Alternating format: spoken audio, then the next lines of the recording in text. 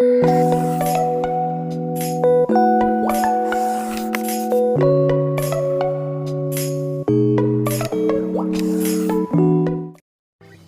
friends, welcome to my channel. நம்ம இன்றைக்கி இந்த வீடியோவில் ரொம்பவே ஒரு சூப்பரான ஒரு ரெசிபி தாங்க பார்க்க போகிறோம்.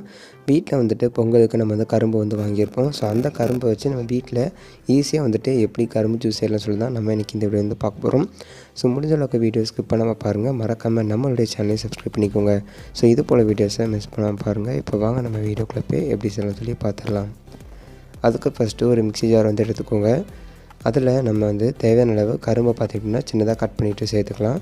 ஃபஸ்ட்டு மேலே இருக்கக்கூடிய அந்த கரும்பு தோலை வந்து நீக்கிட்டு இந்த மாதிரி கரும்பை சின்னதாக கட் பண்ணிவிட்டு மிக்ஸி ஜாரில் வந்து சேர்த்துக்கோங்க.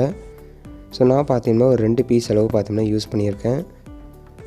சேர்த்துட்டு நம்ம இது கூட பார்த்திங்கன்னா ஒரு துண்டு அளவு இஞ்சி சேர்த்துட்டு ஃபஸ்ட்டு தண்ணி சேர்க்காமல் நல்லா வந்து அரைச்சி எடுத்துக்கோங்க. பாருங்கள், இந்த மாதிரி அரைச்சி எடுத்ததுக்கப்புறமா இது கூடவே 1 கிளாஸ் அளவு தண்ணி சேர்த்து நல்லா வந்து அரைச்சி எடுத்துக்கோங்க. ஸோ அரைச்சி எடுத்ததுக்கப்புறமா இதை இந்த மாதிரி பார்த்திங்கன்னா ஃபில்ட்ரு பண்ணிவிட்டு நம்ம இதில் வந்து ஆட் பண்ணிக்கலாம். ஸோ அதுக்கு இந்த மாதிரி பார்த்திங்கன்னா வடிகட்டி எடுத்துகிட்டு அதை நல்லா ஃபில்ட்ரு பண்ணிவிட்டு பார்த்திங்கன்னா நீங்கள் வந்து ஆட் பண்ணிக்கோங்க. ஸோ இதை ஃபில்ட்ரு பண்ணதுக்கப்புறமா நம்ம இதில் லெமன் வந்து சேர்க்க போகிறோம்.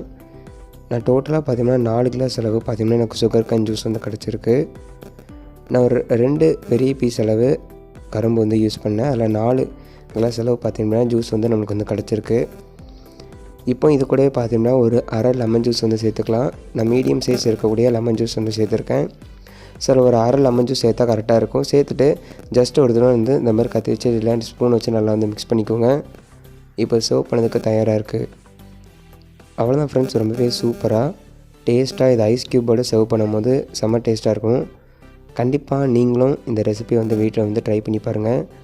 ட்ரை பண்ணி பார்த்துட்டு கமெண்ட்டில் உங்களுடைய எக்ஸ்பீரியன்ஸ் எப்படி இருந்துச்சு மறக்காமல் ஷேர் பண்ணிடுங்க. இந்த வீடியோ பிடிச்சிச்சு அப்படின்னா மறக்காமல் நம்மளுடைய சேனல்லையும் வந்து சப்ஸ்கிரைப் பண்ணிக்கோங்க.